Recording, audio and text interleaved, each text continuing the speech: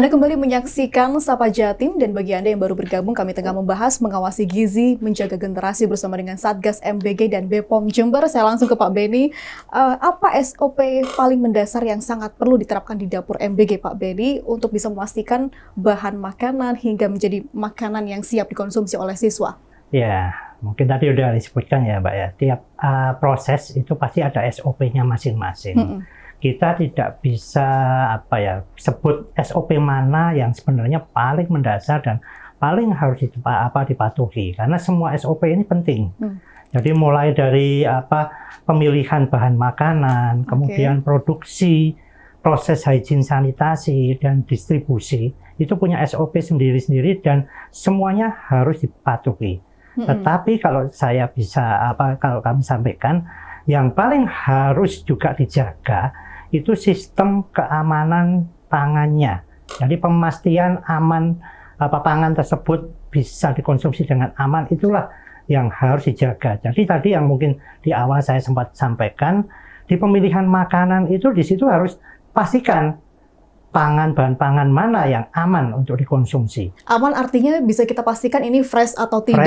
Fresh dan tidak mengandung bahan berbahaya. Misalnya mungkin contohnya mengandung borak, formalin, itu kan secara kimia sudah tidak aman. Nah, seperti itu. Itu pemilihan yang harus, kalau fresh tadi pastinya berarti kalau dari segi kandungan mikroba juga harusnya pasti kecil. Nah, itu tadi juga. Dan dari kandungan bahan berbahaya itu juga harus tidak ada. Jika memang dalam proses penyediaan makan massal semacam ini, kesalahan apa yang sering menjadi kelalaian dari dapur MBG, Pak? Ya, memang kalau untuk massal ini mungkin ada beberapa hal yang perlu kita perhatikan. Salah satunya yang pertama dari sisi personil. Nah, personil itu kita harus memastikan dia bisa melakukan atau memproses produksi secara hygiene. Jadi dia harus mempunyai protap kebersihan baik saat mereka melakukan proses produksi. Jadi saat melakukan proses produksi, cara-cara apa yang harus mereka patuhi, itu harus mereka patuhi. Jadi misalnya saat memproduksi, dia tidak memegang handphone. Itu salah satu kritis juga. Karena handphone salah satunya ini bisa kita bawa kemana saja. Bahkan mohon maaf, kadang ada yang ke toilet bahkan membawa handphone. Nah, itu kan juga salah satu media untuk pencemaran makanan. Ya. Nah, di tengah keterbatasan anggaran program MBG ini, gimana cara kita untuk bisa memastikan bahan makanan yang dipilih tetap berkualitas dan aman, Pak Indra? Yang pasti sebenarnya kami sudah pernah mendapat arahan waktu rapat di Surabaya langsung dari Kepala BGN dan dari Kementerian sendiri maupun Mendagri. Intinya pasok bahan makanan kita utamakan utama yang harus lepas dari yang disampaikan dari BPOM tadi, tidak boleh mengandung borak dan benar-benar dinyatakan higienis dan aman, benar-benar aman. Dan yang diutamakan bisa mengcover, memutar mikroekonomi yang ada di wilayah. Karena apa? Dengan adanya progres SPPG ini atau MBG ini, diharapkan SPPG ini bisa menyerap hasil bumi yang ada di wilayah. Tidak ada lagi waktu masa panen sayur, umpamanya sayur kubis ya, waktu itu sudah membludak dengan harga menjadi turun, itu tidak akan terjadi lagi dengan aja. Harapan pemerintah seperti itu, memutar mikroekonomi di tingkat level bahwa itu terjadi. Hari ini satu porsi makan bergizi gratis yang didistribusikan itu berapa, Pak? Kalau harga makanannya, makanya ini ada salah persepsi ya, Pak. Kalau yang selama ini dipersepsikan 8.000, 10.000 itu bahan harga satu porsinya. Tapi 8.000, 10.000 itu bukan harga makanannya, makanan jadinya ya.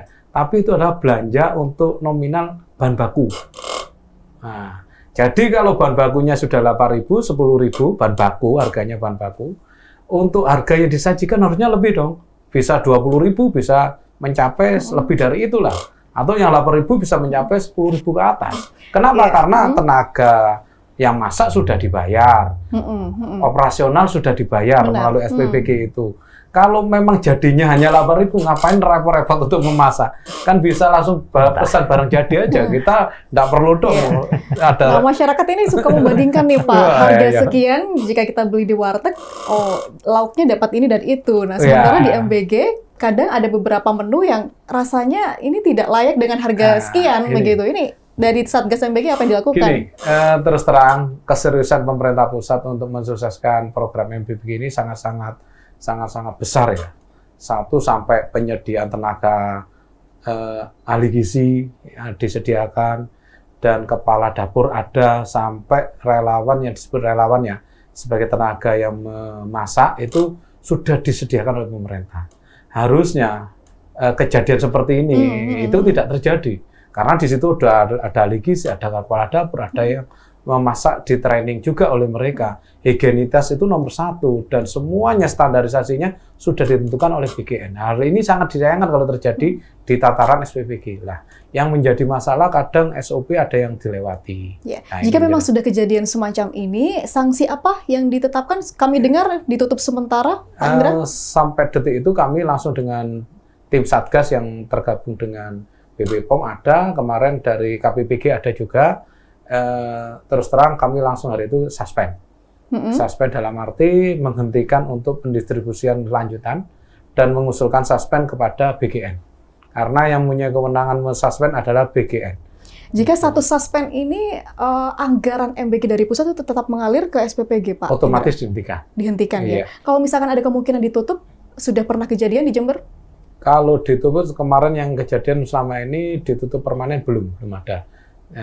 Terkait dengan kejadian ini mungkin bisa aja ditutup kalau memang pemerintah pusat mengendaki standarisasi belum bisa dipenuhi oleh SPBG, pasti akan terjadi suspend penutupan. Berarti kita tinggal menunggu bagaimana administrasi dengan BGN pusat begitu? Iya, nanti rekomendasi yang kita ajukan termasuk standar bangunan, standar pengolahan limbahnya, standar dari penerimaan bahan sampai distribusi makanannya dan lain sebagainya itu harus benar-benar dijalankan. Kalau merasa BGN itu SPBG ini belum bisa memenuhi itu, otomatis suspendnya tidak ada batasan waktu. Oke. Tidak ada batasan waktu, bisa-bisa dia dicabut izinnya juga. Oke. Semakin menarik, kita akan lanjutkan diskusi kita hari ini di segmen akhir nanti. Dan saudara jangan kemana-mana, Sapa Jatim akan segera kembali.